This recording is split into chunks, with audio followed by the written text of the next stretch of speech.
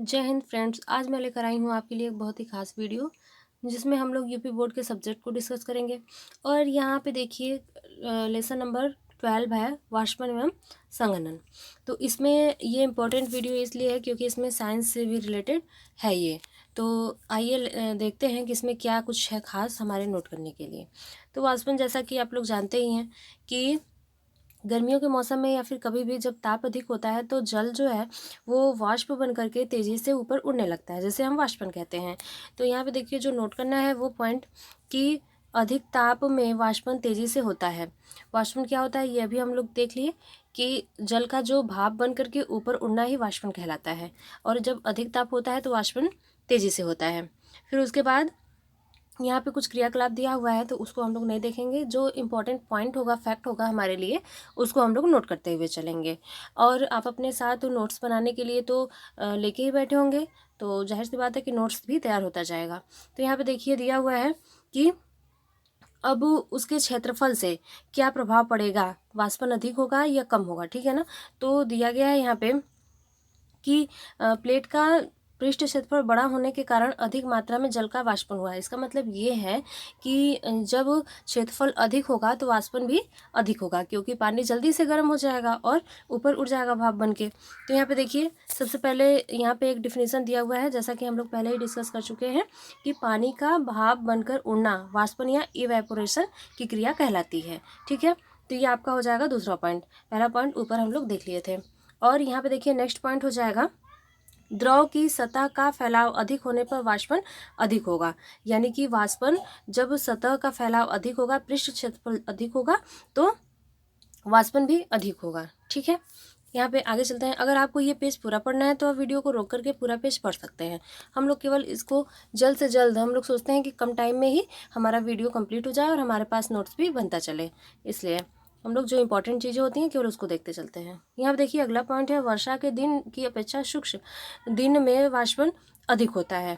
ये जाहिर सी बात है कि जब तापमान अधिक होगा तो वाष्पन अधिक होगा, और बरसात के दिन में तो तापमान होता ही नहीं है, ठीक है ना। तो उसमें गर्मी होती है लेकिन जो वो है पानी का जो उबलना है वो नहीं हो पाता है, तो इसीलिए उसमें वाष्पन नहीं होता है। जबकि शुष्क मौसम में या गर्मियों में वाष्पन हो जाता है। आइए आगे चलते हैं, देखते हैं। तो यहाँ से हम लोग इतना पॉइंट नोट कर लिए, ठीक है। और एक देखिए यहाँ पे पॉइंट है हमारा, वायु की गति तेज होने पर भी वाष्पन अधिक होता है। जाहिर सी बात है कि वायु की जब गति तेज होगी तो वाष्पन भी अधिक होगा, ठीक है। तो ये भी हमारा नेक्स्ट पॉइंट हो गया था। यहाँ पे दिया हुआ है संघनन। अगला पॉइंट है हमारा संघनन या कंडेंसेशन। तो देखिए वाष्पन के जस्ट उल्टा यानी कि उसके अपोजिट संघनन होता है। तो जिस तरीके से वाष्पन हो रहा था, पानी का उबल करके भाप बन करके उड़ना वाष्पन कहलाता है, उसी तरीके से जो जल की बूंदें हैं या जो जल वाष्प है उनका ठंडा होना ही क्या कहलाता है, संघनन कहलाता है, वापस से पानी में आ जाना। यानी कि जो जल चक्र है या जल की जो क्रिया होती है जल चक्र की, जिसमें कि वाष्पन और संघनन द्वारा ही होती है। जो हमारे यहाँ बारिश होती है वो इन्हीं के द्वारा होती है कि गर्मियों के मौसम में ये जो जल है तालाब से, पोखरों से, कुओं से, इनका क्या होता है, वाष्पन हो जाता है और फिर उसके बाद ऊपर चला जाता है उड़ के बादलों में।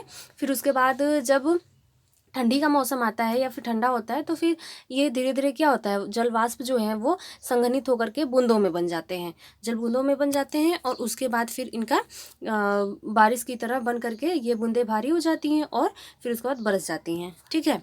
तो यहाँ पे देखिए संघनन, तो हम लोग समझे क्या कि वाष्पन का ही उल्टा होता है संघनन। तो यहाँ पे देखिए उसका डिफिनेशन दिया हुआ है, इसको आप लोग अगला पॉइंट करके नोट कर सकते हैं कि जल वाष्प के ठंडा होकर द्रव में बदलने की क्रिया को संघनन कहते हैं, जिसे अभी हम लोगों ने डिस्कस किया।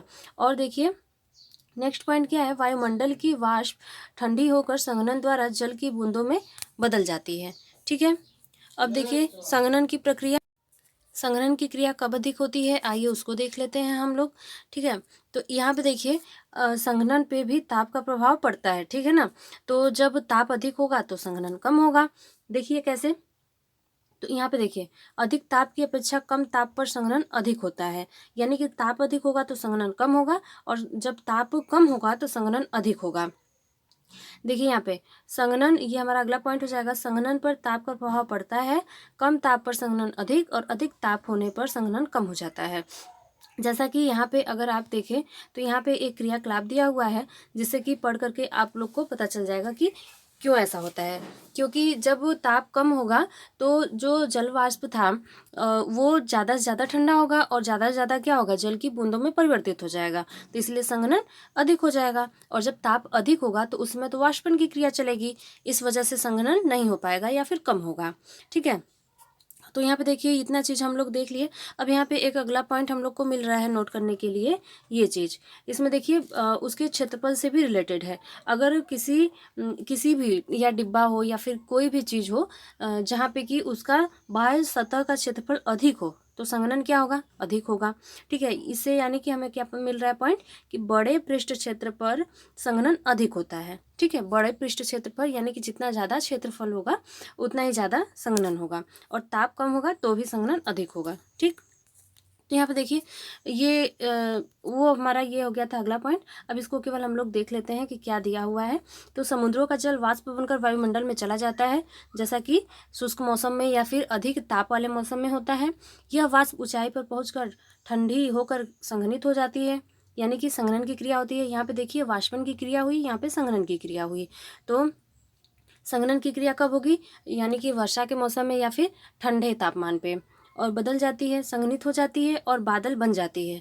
संघनन के बाद क्या होगा, बादल बन जाएगा, और फिर उसके बाद क्या होता है, बादल से जल वर्षा के रूप में धरती पर आ जाता है। यानी कि एक बार जल समुद्र से, तालाब से, कुओं से, गड्ढों से गया वाष्पित होकर के फिर बादल बना, वहाँ से जल बूंदों के रूप में फिर से बरस करके फिर से समुद्र में, तालाब में, गड्ढों में भर गया।